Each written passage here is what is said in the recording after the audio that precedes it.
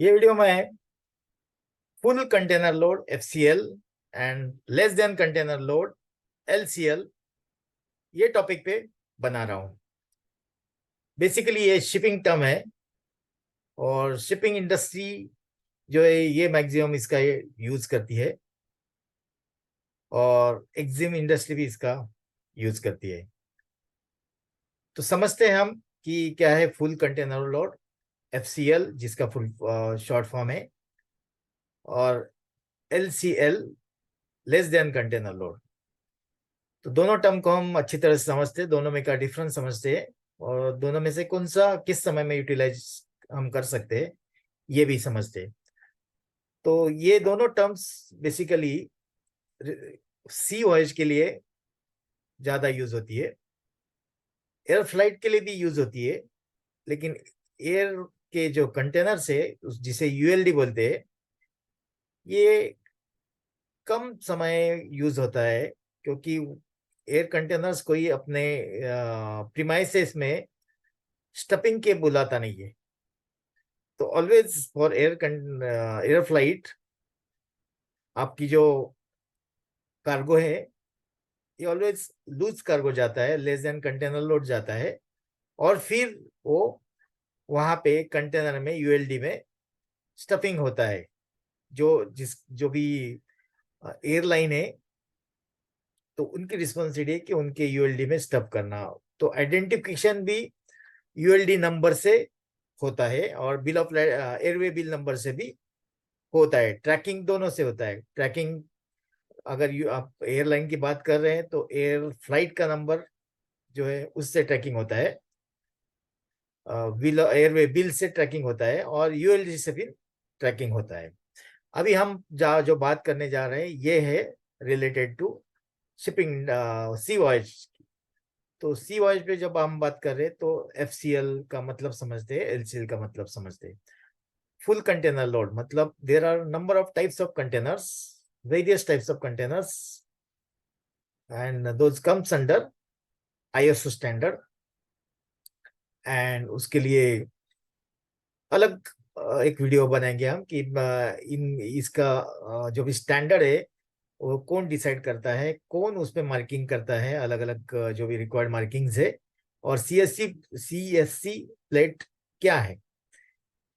एक खास हम कंटेनर का वीडियो जब बनाएंगे उसमें मैं आपको बताऊंगा।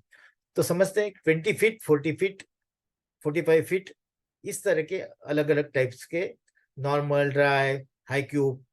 हाई क्यूब मतलब जिसकी हाइट ज्यादा है, 9 फीट 6 इंचेस है, उसे हाई क्यूब बोलेंगे। नॉर्मल हाइट 8 फीट 6 इंचेस रहती है। तो ये जो है कि इस तरह के कंटेनर्स सी कंटेनर्स होते हैं। तो इनकी अलग अलग कैरिंग कैपेसिटी रहती है, वेट कैरिंग कैपेसिटी, और वॉल्यूम भी कैरिंग कैपेसिटी रहती है।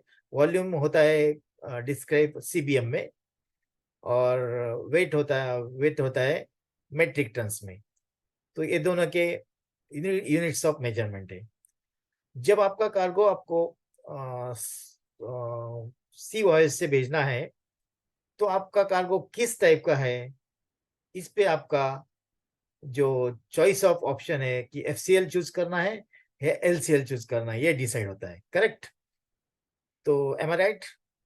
तो अगर मैं सही है तो आपका कार्गो समझो 4-5 कार्टून है और आप भेजना चाहते हैं बाय सी वॉयज, तो वो लेस देन कंटेनर कहा जाएगा। और आपका कार्गो है कि जिसका सीवीएम है ये 20 फीट में जा सकता है, जिसका सीवीएम है जो 40 फीट में जा सकता है, ऐसा है, तो फिर उसको आप फुल कंटेनर लोड कहा जाएगा। तो शिपिंग लाइन इंडस्ट्री के माध्यम से जो अगर सोचते हैं हम, तो शिपिंग लाइन जो है कि ये तो हर कोई जो है कि इंडस्ट्री प्रॉफिट कमाने के लिए अपना बिजनेस करती है। तो उनके लिए एलसीएल या एफसीएल इसमें आप कंपेयर करेंगे तो आपके ख्याल से कौन सा उनके लिए प्रॉफिटेबल रहेगा और कौन सा टर्न अराउंड साइकिल के लिए ज्यादा अच्छा रहेगा? तो एफसीएल करेक्ट, आप सभी का आंसर एफसीएल रहेगा, क्योंकि फुल कंटेनर लोड जो है वो उनके लिए, क्योंकि उनको एक साथ कंटेनर का जो स्पेस है और वेट कैरिंग कैपेसिटी है वो फुल बेच रहे हैं आपको। वही कंटेनर का स्पेस जो है आप अगर 10 लोगों में बेचेंगे तो टाइम लगेगा उनको। तो यहाँ पे उनका क्या है कि एक जो एंटिटी है उसको पूरा एक कंटेनर के लिए हायर कर लिया। तो जो भी फ्रेट नॉर्मली लगने वाले, सपोज $1,000 अगर लगने वाले हैं, तो फिर वो निगोशिएट करके 20% कम करके आपको उन्होंने दे दिया। तो ये उनके लिए भी फायदेमंद हो गया और आपके लिए भी फायदेमंद हो गया। लेकिन एलसीएल में इतना वो निगोशिएट नहीं कर सकते, क्योंकि एलसीएल के लिए उनके लिए कंस्ट्रेंट रहता है, क्योंकि एक कार्गो उनको मिला है, लेकिन बाकी भी कार्गो अगर उनको बाकी लोगों से मिलता है तो उसे कंसोलिडेशन जल्दी हो जाएगा, क्योंकि लास्टली जाना तो कंटेनर में ही है। किसी का लेस देन कंटेनर लोड है या किसी का फुल कंटेनर लोड है, कंटेनर जाएगा तो लूज कार्गो जाएगा तो कंटेनर में ही जाएगा। वो नॉर्मल होगा, हाई क्यूब होगा या नॉन हाई क्यूब होगा, तो ये मैटर करता है, लेकिन जाएगा तो कंटेनर में। तो लूज कार्गो जो है, जो लेस देन कंटेनर कार्गो जो है, शिपिंग लाइन और शिपिंग एजेंट्स क्या करते हैं कि वो कलेक्ट करते हैं सर्टन। अभी इफ आपका कार्गो जो है कि लूज कंटेनर लोड आप भेजना चाहते हैं कि आप यूके लंदन को भेजना चाहते हैं, तो लंदन के लिए और जितने भी कार्गोज है शिपिंग लाइन जो है कि कलेक्ट करेगी। तो कलेक्ट करके वो जो है कि 20 फीट के लिए अगर हो गया या 40 फीट के लिए हो गया, तो उसमें वो ये शिपिंग एजेंट जो है ये पूरे 10 एक लोगों का कार्गो भरेगा, तो भी कंटेनराइज कार्गो हो गया। और अपना खुद का भी है कि जिसमें एक ही कार्गो है और एक ही एंटिटी का है, तो वो भी फुल कंटेनर हो गया।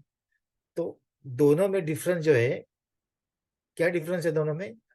एक कंटेनर में एक एंटिटी का फुल कार्गो जा रहा है, लेकिन दूसरे कंटेनर में बहुत सारे लोगों का लूज कार्गो जा रहा है, लेस देन कंटेनर लोड जो है कार्गो वो जा रहा है।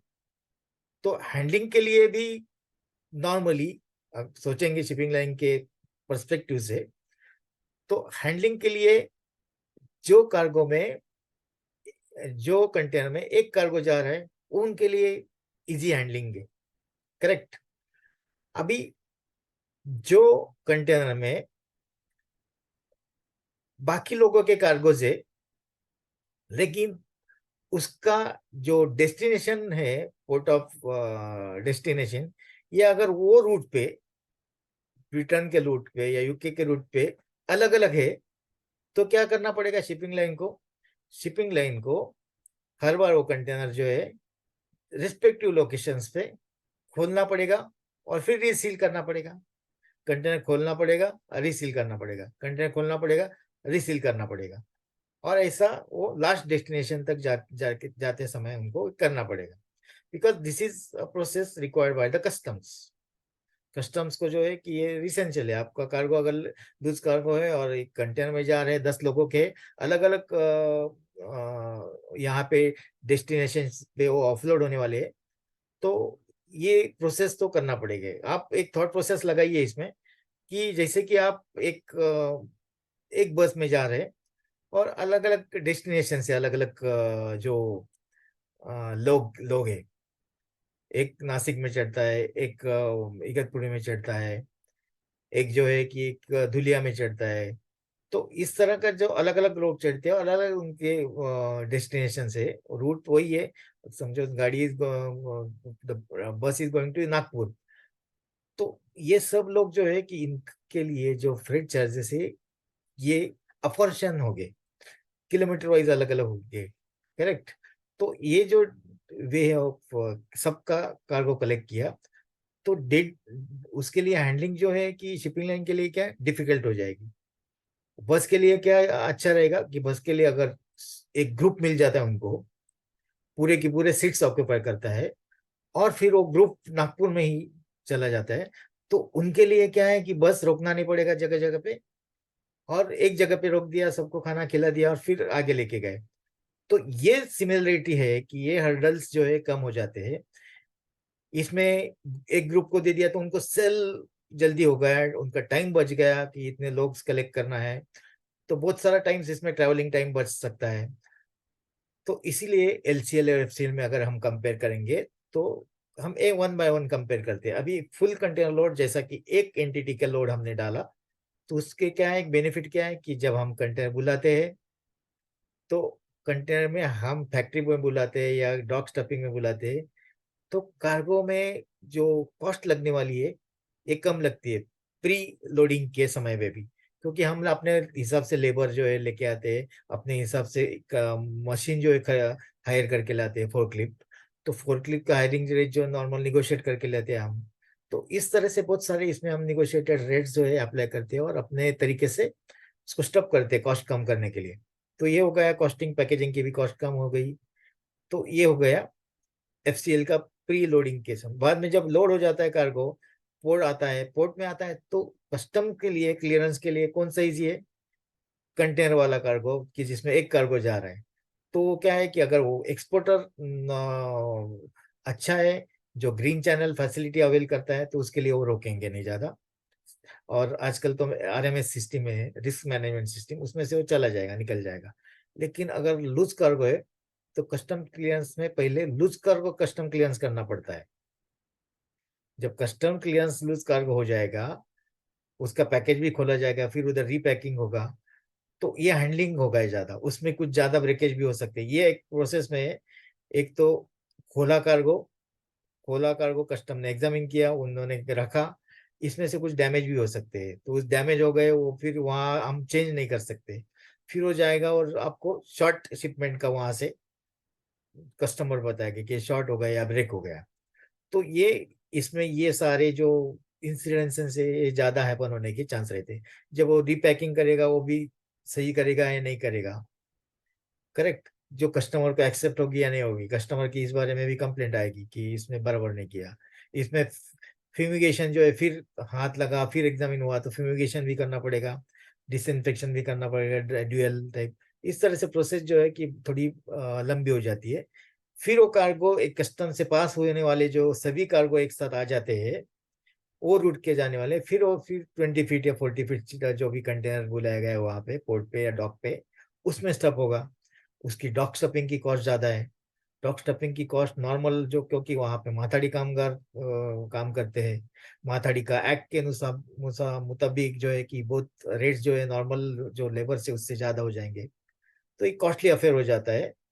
और फिर क्या है कि इसमें फिर बाकी भी हर्डल्स है, कस्टम क्लियरेंस में भी डिले हो जाता है, प्रोसेस में डिले हो जाता है, जब तक वो कंटेनर जो अलग अलग एक्सपोर्टर्स का कार्गो जिसमें स्टफ किया है वो लोड हो जाए, तब तक वेसल भी मिस हो सकता है। सब सपोज वेसल में डाल दिया, तो वेसल जो है कि जैसे मैंने बताया, वेसल का पोर्ट ऑफ ओरिजिन से पोर्ट ऑफ डेस्टिनेशन के लिए ट्रैवल चालू हो गया। इस ट्रैवल में एलसीएल वाला कार्गो जो है कि जहां जहां वो उसमें का एक्सपोर्टर का जहां जहां जो जो डेस्टिनेशन को एक्सपोर्ट करना है, पोर्ट ऑफ डेस्टिनेशन वहां वहां खोला जाएगा, वहां वहां रीसील करना किया जाएगा। तो ये सारे जो प्रोसेसेस है, जिसमें एंगेजमेंट ऑफ लेबर है, एंगेजमेंट ऑफ मशीन है, एंगेजमेंट ऑफ कस्टम क्लियरेंस है, ये सारे बढ़ जाते हैं वो। और फिर क्या है, टाइम चला जाता है। वेसल का जो टाइम है वो पर्टिकुलरली हर एक जो डेस्टिनेशन पे जो भी है वो चला जाता है। क्योंकि डेस्टिनेशन पे जब वेसल रुकेगी, कॉल देगी बीच में, तो उसका एक पर्पज होगा कि पूरा कार्गो खाली हो जाए और फिर कार्गो उसको लोड हो जाए, करेक्ट। अगर वो कार्गो एक ही कंटेनर, फुल कंटेनर लोड है, वहाँ फुल कंटेनर वहाँ ये जाता है, तो दूसरा कंटेनर उसको जो है कि वहाँ इमीडिएट रिप्लेस कर सकते हैं, तो ज्यादा टाइम नहीं लगेगा। लेकिन उसमें ये अलग अलग ज्यादा लोगों के कार्गो डिस्टर्ब करेंगे फिर प्रोसेस, तो उसमें फिर वो कार्गो भी ले नहीं सकेंगे शिपिंग लाइन। क्योंकि आधा कार्गो अगर कंटेनर रखा है उसमें से आधा आधा कार्गो डिस्टर्ब हुआ है, लेकिन आधा तो है, आधा तो उनको रूट लास्ट तक लेके जाना है। तो ये सारे लिमिटेशंस शिपिंग लाइंस के होते हैं कि उनके लिए भी ये आपको रेट कोट करना है, ये भी थोड़ा मुश्किल हो जाता है।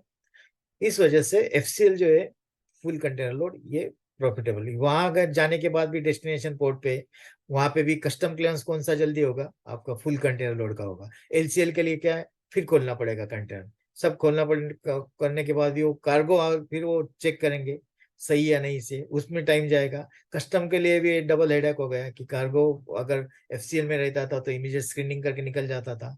इसमें अभी खोलो, उसका एग्जामिन करो, एसेस करो, गुड्स बराबर है कि नहीं, क्लासिफिकेशन बराबर है कि वही गुड्स आए कि नहीं, ये सारी जो बातें, उसमें कस्टम्स का टाइम जाता है। कस्टम्स का टाइम जाता है, जो शिपिंग लाइन का टाइम जाता है, बायर का टाइम जाता है, सेलर का टाइम जाता है। तो नॉर्मली लूज कार्गो जो है ये किसी के लिए भी अफोर्डेबल होता नहीं है नॉर्मल सर्कमस्टेंसेस में। लेकिन अब अगर उसके लिए ऑप्शन नहीं है तो ये तो हमें करना पड़ेगा। करेक्ट। अगर दोनों के पास ऑप्शन नहीं है कि उसको भी एलसीएल कार्गो चाहिए परचेस करके और हमें भी चाहिए, तो हमें, हमारे पास भी ऑप्शन नहीं है, उसके पास, तो प्रोसेस तो हैपन होगी। तो ज्यादा से ज्यादा कोशिश ये करनी चाहिए हमें कि ज्यादा से ज्यादा एफसीएल का ऑर्डर लिया जाए और फुल कंटेनर का ऑर्डर एक किया जाए। मतलब 1 कंटेनर जो है 1/20 फीट 1/40 फीट का रेट बता के वो ऑर्डर जो है कि वो एग्जीक्यूट अच्छी इजी वे से होती है। तो ये सारे प्रोसेस में हमने आपको बताया कि किस तरह से अफोर्डेबल। इसमें और एक बात है कि ट्रैकिंग के लिए कौन सा इजी है। ट्रैकिंग के लिए फुल कंटेनर वाला एक ही एक्सपोर्टर का है, तो ट्रैकिंग के लिए कंटेनर से हो सकता है, बिल ऑफ लैडिंग से हो सकता है, और वेसल से हो सकता है। तो इसका भी जो है कि इसका भी वेसल से हो सकता है, बिल ऑफ लैडिंग से हो सकता है, और बिल ऑफ और अपना कंटेनर से भी हो सकता है। लेकिन इजी जो है ये जो आपको जो फाइंड आउट होने में, क्योंकि अ, इसमें 10 लोगों का अगर है कि 10 लोगों का बिल ऑफ लैडिंग जो है अलग अलग बिल ऑफ लैडिंग्स आएंगे, तो वही कंटेनर को अटैच करना बिल ऑफ लैडिंग, वही वेसल को अटैच करना थोड़ा डिफिकल्ट, एरर होने के चांस रहते हैं। तो ये जो है कि एक कंटेनर का एक कस्टमर का कार्गो, ये सबसे ज्यादा इजी ट्रैक होता है। तो जैसे कि हमने बताया कि इसमें प्राइस जो है कि कभी कभी आपको एलसीएल कार्गो जो है ये चीप पड़ सकता है एफसीएल से। लेकिन क्योंकि जब कार्गो आपका फुल हो गया है और उसको कुछ 5 सीबीएम चाहिए या 10 सीबीएम चाहिए, 10 के नीचे सीबीएम चाहिए, बाद में उसका कंटेनर स्टफ हो सकता है, तो शिपिंग एजेंट लास्ट वाले को, भैया चल तू इतना इतना चार्जेस दे दे और मैं आपका कार्गो लेके जाता हूँ। तो ये निगोशिएशन, लास्ट मिनट पे निगोशिएशन, कि जिस समय में शिपिंग लाइन को अर्जेंसी है, कस्टमर को अर्जेंसी उस समय में वो नहीं करेगा। और इसमें दोनों में दो डिफरेंस रहते हैं कि जो भी आप बाकी रिलेटेड टर्म्स अगर डिसाइड करेंगे, जब आप प्रीवियसली जब डिसाइड करते हैं फुल कंटेनर के लिए, तो उसका वेटेज ज्यादा रहता है। बाकी भी टर्म्स आप कि फ्री डेज, आप 21 डेज का फ्री डेज का टाइम मांग सकते हैं। ये अपार्ट फ्रॉम कॉस्ट बाकी भी बेनिफिट आप उसके साथ ले सकते हैं। एलसीएल के साथ आप ज्यादा उसके साथ निगोशिएट नहीं कर सकते। तो ये बातें जो है कि ये इंपॉर्टेंट बातें हमने आपसे शेयर की। इसके अलावा भी आपको सीबीएम जो है कि सीबीएम का रेट जो है, वॉल्यूमेट्रिक कैपेसिटी और वेट कैरिंग कैपेसिटी, इसमें भी एलसीएल में कभी कभी वो डायमेंशनल वेट, अगर आप ये कर उसका फॉर्मूला लगाते हो डायमेंशनल फैक्टर का, तो रेट तो और बढ़ जाते हैं। तो इसमें अगर दोस्तों आपको एक्सपोर्ट मैक्सिमम करना है तो आप कोड जो है करना है 1/20 फीट 1/40 फीट 1/45 फीट, इस तरह से आपको कोड भेजना है, ताकि उसके कैरिंग कैपेसिटी कितने पैलेट्स बैठेंगे और कितना उसको टनेज ग्रॉस वेट आएगा, ये बेसिस पे आपको उनको, नेट वेट आएगा ये बेसिस पे हमको, और नंबर ऑफ यूनिट्स कितने आएंगे ये बेसिस पे आपको उनको कोड करना है। तो ये वीडियो जो है कि हमने अच्छा तरह से बनाने की कोशिश की। आशा है कि ये वीडियो आपको अच्छा लगे, और अगर आपको वीडियो अच्छा लगता है तो हमारे यूट्यूब चैनल को आप सब्सक्राइब कीजिए और बेल आइकॉन भी प्रेस कीजिए, ताकि इस तरह के जो वीडियोस हम बनाने बताते जाएंगे या बनाने जाएंगे, तो उसके नोटिफिकेशंस आपको बार बार आपको प्राप्त होते रहेंगे।